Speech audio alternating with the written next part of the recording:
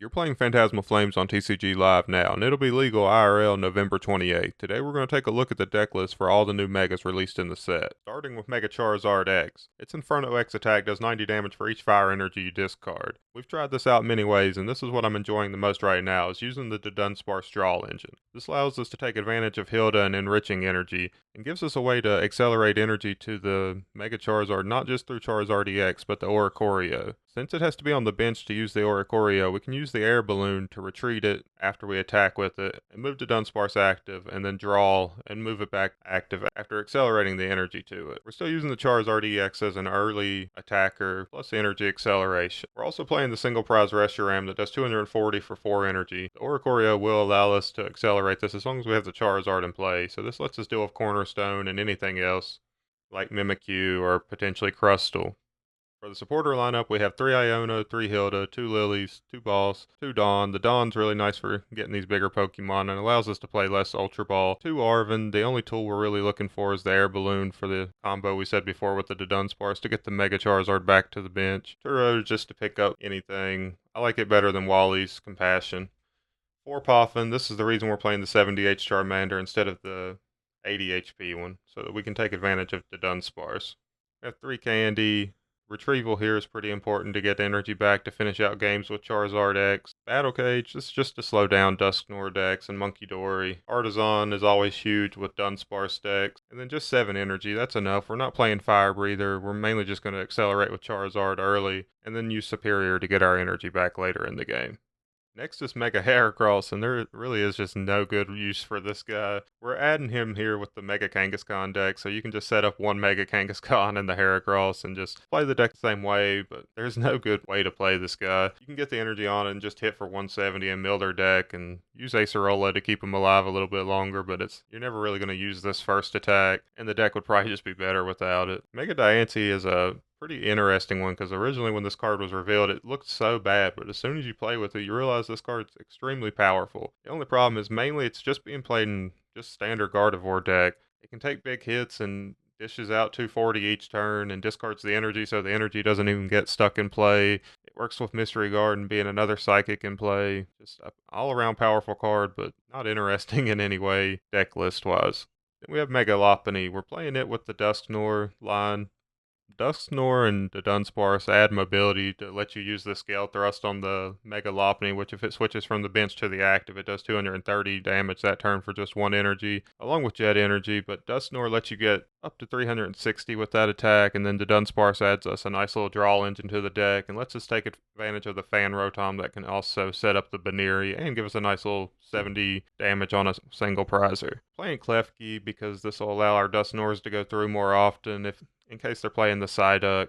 Blood Moon Ursaluna as a cheap attacker in the late game. And then this is another deck that's taking advantage of that Hilda Enriching Energy combo, just to draw a ton of cards with the Dunsparce. And we have 3 Dawns. Since we are playing a Stage 2, this will just help us get the Dunsparce, the whole crew. We have 2 Balls because we're able to take advantage of 3 Counter Catcher because of the Dusknoir sometimes putting us behind on prizes. 2 Iono because once we pop a Dusknoir and get 1 Lopunny, the Iono is going to be hitting pretty hard pretty quick. Turo acts as a switch plus picking up the Lopunny if they're not one-shotting it. Then we have Poffin because everything is going to be searchable by it. 4 Rare Candy to take advantage of that Dusknoir as often as we can. 2 Switch, 1 Stretcher, 1 Rod.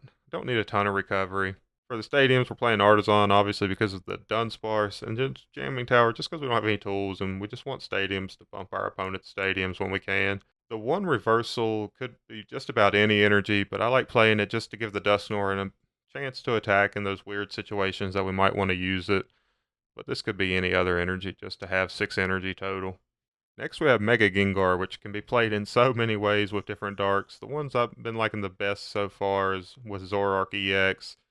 I like playing the 2-2-2 line of the Gengar. This works pretty good with Evolution. This deck's already good with Evolution because of Zoroark. We just played the 1 Rare Candy. It's going to be thrown away with trade if we don't need it. We're only ever setting up 1 Gengar usually. And that's one of the good things about this deck. All the extra pieces can just be thrown away for trade and draw new cards. Have 2 of the Reshiram, and obviously later this deck will be getting the Zekrom and getting more powerful. Playing 1 Pecharunt, which works good with the Binding Mochi and just doesn't allow our opponents to trap us. Fez. We are playing the Evil Tall to be able to do the retreat trap, and just 1 Monkey to move energy. or remove damage. For the supporter lineup, we're playing 4 Arven since we have all these powerful tools, including the Hero's Cape, which makes our Zoroark huge. 3 Lilies, 2 Janine, which is just one of the most insane supporters, also enables the Binding Mochi. But with this deck, I mean, it lets you put energy on the Mega Gengar, so you can do 230 with this Mega Gengar, and then move energy to Zoroark to line up its attack later. Just playing 1 Ultra Ball, the 2 Cyrano helps us get a lot of the big evolutions that we would want to grab with Ultra Ball normally. Energy Search is just to let the TM Evo get off more often. Then stadium-wise, we're just playing 1 Artazon, and then 7 Darkness, which always feels pretty good. We don't have any Ends PP up in the deck because we have the Janines, which is pretty good at setting up our energy, and then the Gengar is pretty efficient since it moves the energy off after it attacks. And the final one we have here is Mega Sharpedo. Its Greedy Fang attack is pretty good, draws 2 and does 70, but the main attack here is that Hungry Jaws, 120. If this Pokemon has any damage counters, we're doing 150 more, so 270 for 2 energy. And then the Toxtricity is how you set up the energy on it, plus puts 2 damage counters on it. And then the rest of the deck's just kind of based around helping that 270 get bigger. So we have the Monkey Dory that can move damage around, Pecharunt plus the Binding Mochi that gives us mobility, plus gets that 270 all the way up to 310. Combine that with Gravity Mountain, and we're hitting up to 340 on stage 2s. But to knock out things like Lucario that are stage 1s, you would have to have the Monkey Dory plus Binding Mochi to make that happen. We're playing 2 Pecharunt just because of how vital it really is to moving around into the deck and getting that Binding Mochi.